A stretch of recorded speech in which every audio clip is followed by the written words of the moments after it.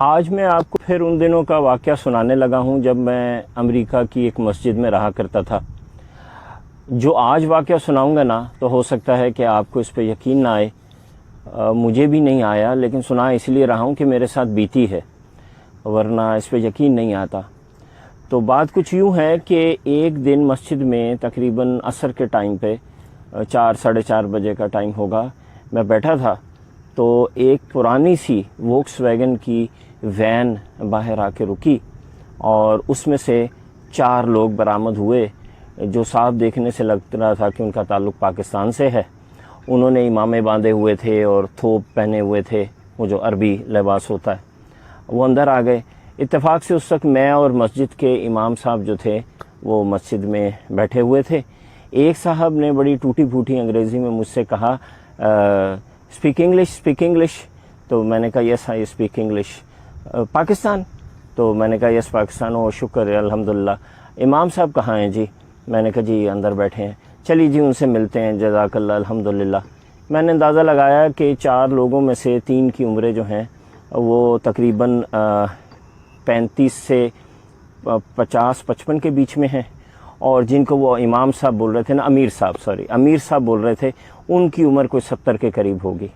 خیر میں ان کو امام صاحب کے پاس لے گیا۔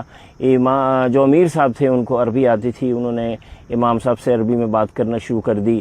دوسرے بھائیوں نے سامان نکالا، گاڑی سے مسجد میں رکھا، مجھ سے بات چیت شروع کر دی۔ تو تھوڑی دیر کے بعد وہ کمفرٹیبل ہو گئے، انہوں نے مسجد میں بستر وغیرہ بچھا لیے، واش روم چلے گئے۔ امام صاحب نے ان کو چھوڑا اور میرے پاس آ گئے اور کہنے لگے کہ اب آپ نے نا ان کے رہن کا، سہن کا اور کھانے پینے کا ذرا خیال رکھنا ہے۔ تو میں نے کہا کہ قصہ کیا ہے؟ انہوں نے مجھے بتایا، جو مجھے 22 سالہ ایک یونیورسٹی اسٹوڈنٹ، میں اس وقت سوفومور تھا، یعنی میں 2nd year of university education میں تھا، مجھے اس وقت تک یہ نہیں پتا تھا جو انہوں نے بتایا۔ انہوں نے کہا جی یہ سال کی جماعت ہے جو پاکستان میں جگہ ہے، یہ سعودی امام صاحب ہیں جو مجھے پاکستانی کو بتا رہے ہیں۔ تو یہ وہاں رائے بند سے نکلتی ہے سالانہ اجتماع سے، اور انہوں نے سال یہاں پیدل کی جماعت ہے، انہوں نے ساؤتھ آف US سے بالکل اپ نارتھ جانا ہے، اور انہوں نے یہ سفر طے کرنا ہے اور یہ پیدل چلیں گے۔ پیدل چلنے کا طریقہ یہ ہے کہ جب کوئی علاقہ آئے گا تو یہ پیدل چل پڑیں گے، جب علاقے سے نکل جائیں گے تو پھر یہ اپنی وین میں بیٹھیں گے، جہاں پہ بھی جگہ ملے گی رات کو ٹینٹ لگا لیں گے، کھانے پینے کا سامان ان کی اپنی وین کے اندر موجود ہے، اور یہ بس اس طرح چلتے چلتے 1 سال پورا کریں گے۔ میں ظاہر ہے بینگ اے یونیورسٹی اسٹوڈنٹ، مجھے بڑا عجیب سا لگا، اور میں نے بڑا شور مچایا امام صاحب کے سامنے کہ یہ کون سا زندگی گزارنے کا طریقہ ہے، and what a waste of time and blah blah blah بلا۔ خیر مہمان تھے، میں ان کی خدمت میں لگ گیا، لیکن مجھے ان کے اس طریقے پہ غصہ بڑا آیا۔ رات ہوئی تو ان میں سے ایک صاحب نے مجھے کہا کہ حضرت کہیں ٹیلی فون بوتھ پہ لے چلیے، ہم نے پاکستان واپس اپنے مرکز پہ بتانا ہے کہ ہم کہاں پہنچے ہیں۔ میں نے کہا چلیے، میں نے اپنی گاڑی نکالی، ان کو لے کے ٹیلی فون بوتھ پہ گیا۔ انہوں نے وہاں کال ملانے کی کوشش کی، ٹائم کا فرق تھا، کال نہ ملی، تو کہنے لگے کہ فون تو مل نہیں رہا۔ اچھا بھائی کو کرتا ہوں، پتہ چلا ان کے بھائی بھی تبلیغی جماعت میں ہیں۔ تو انہوں نے اپنے بھائی کو کال کی اور ان کو کہتے ہیں کہ بھائی ہم اس جگہ پہنچ گئے ہیں اور الحمدللہ ہمارا سفر ٹھیک ہے، امیر صاحب نے کہا ہے کہ آپ لوگوں کو مطلع کریں، آپ مرکز میں جا کے بتا دیجئے گا کہ ہم یہاں پہنچے ہیں، کل یہاں سے نکلیں گے تو فلاں جگہ جائیں گے۔ فون انہوں نے رکھا تو کہتے ہیں لا حول ولا قوت الا باللہ۔ میں نے کہا حضرت کیا ہوا؟ تو کہتے ہیں چلیں گاڑی میں بیٹھے میں بتاتا ہوں۔ گاڑی میں بیٹھ کے مجھے کہتے ہیں میری تو وائف کی ڈیلیوری تھی حضرت 2-3 دن پہلے، تو وہ تو میں پوچھنا ہی بھول گیا کہ وہاں کیا سلسلہ رہا۔ یہ انہوں نے کہا نا تو میں تو پہلے ہی غصہ آیا ہوا تھا، میں تو غصے سے میرا برا حال ہو گیا۔ واپس میں مسجد میں پہنچا، میں نے امام صاحب کو سائٹ پہ کیا اور میں نے کہا کہ ان سے انگلش میں کہ میں ان کا احترام کر سکتا ہوں؟ یہ تو ایسا آدمی ہے کہ جس کو اپنی بیوی کی فکر نہیں ہے، اپنا تو بتا دیا کہ میں کہاں پہنچا ہوں، اور ان کو یہ تک نہیں پوچھا کہ میری بیوی خیریت سے ہے، ہمارے ہاں کیا بچہ ہوا اور والا سب کچھ۔ میرے امام صاحب بڑے خاموشی سے انہوں نے میری بات سنی، انہوں نے کہا بعض چیزیں وقت کے ساتھ سمجھ آتی ہیں برادر، آپ کو یہ چیز ابھی نہیں سمجھ آئے گی، آگے چل کے سمجھ میں آئے گی۔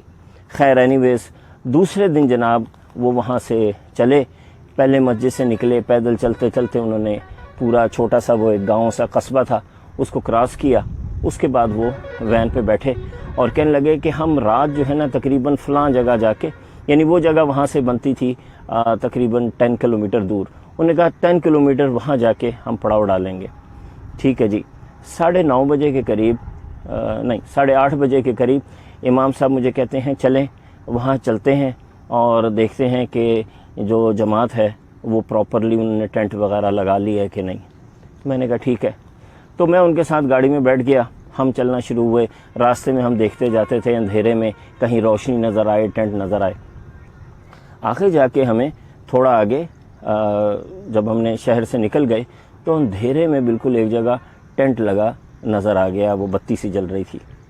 ہم وہاں پہنچے تو وہاں جب میں نے ٹینٹ لگا دیکھا اس جگہ پہ تو میرے تو جسم میں نا ایک کپ کپی دوڑ گئی. میں حیران پریشان. میں نے امام صاحب کو کہا کہ یہ تو فلاں چرچ کی جگہ ہے، یہ ان کا پارکنگ لاٹ ہے، یہ جو پیچھے ہے یہ خالی جگہ نہیں ہے، یہ تو چرچ کی جگہ ہے. اچھا وہاں سلسلہ یوں ہے امریکہ میں، ٹیکسس میں، مجھے نہیں پتا اب کیا ہے سلسلہ.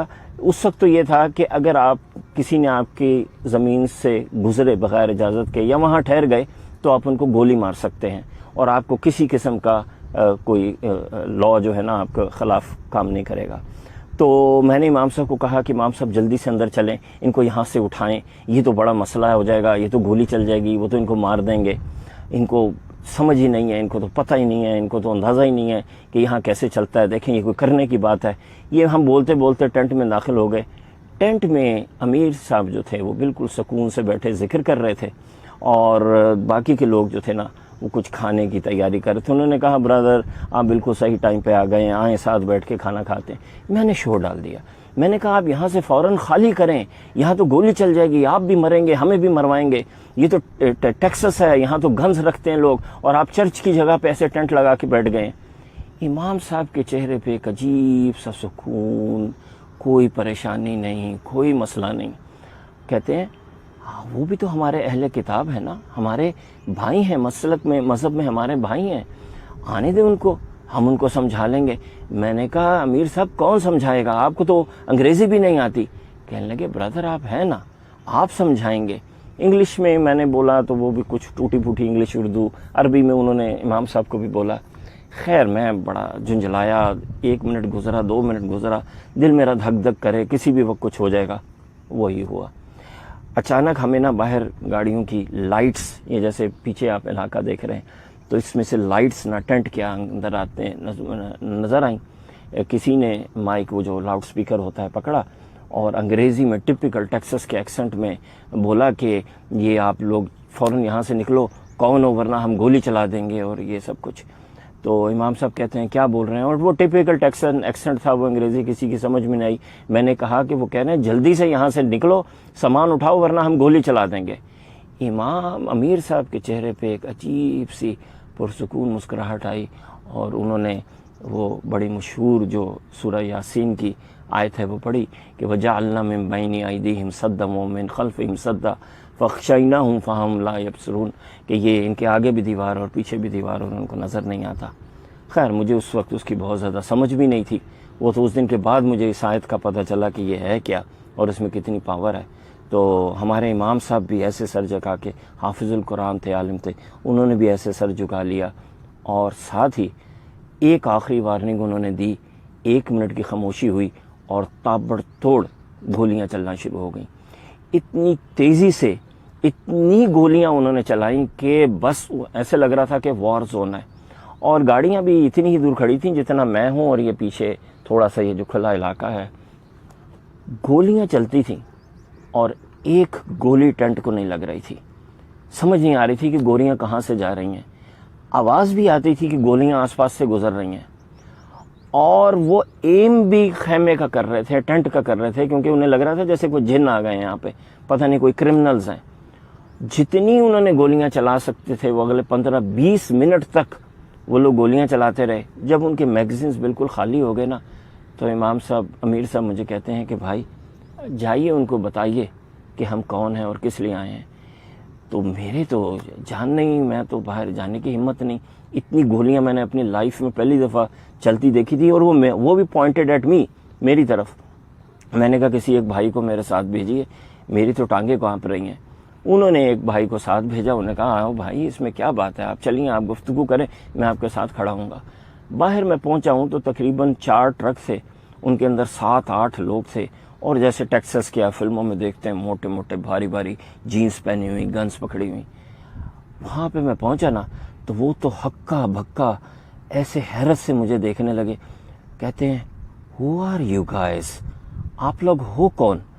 میں نے ان کو کہا کہ جی ایسے ہم دین کے کام کرتے ہیں، مسلمان ہیں، آپ کے بھائی ہیں، ہمارا مذہب بھی حضرت ابراہیم سے چلا ہے، آپ کا بھی چلا ہے۔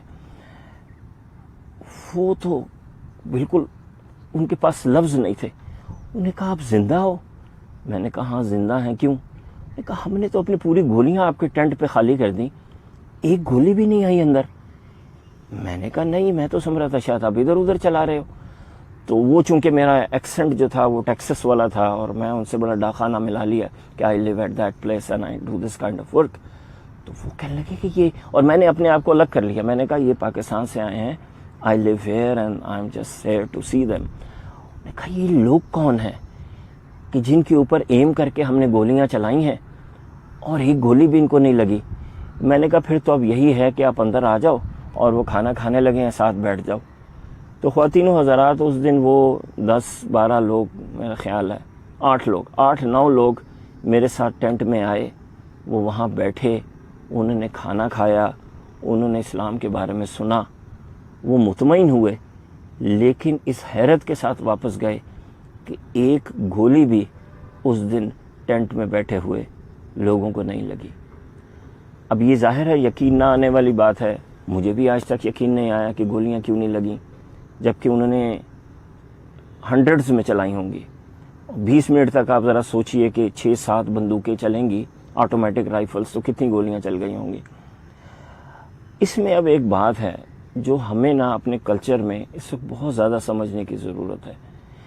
دیکھیے ضروری نہیں ہے کہ ہر بات ہمیں سمجھ میں آئے اور تبھی ہم اس کو مانیں، اور یہ بھی ضروری نہیں ہے کہ جو بھی ٹھیک بات ہے نا وہ صرف ہمارے ساتھ ہی ہو رہی ہو، جو بھی ہمارا مخالف نظریہ ہے نا وہ ہمیشہ غلط ہی ہو۔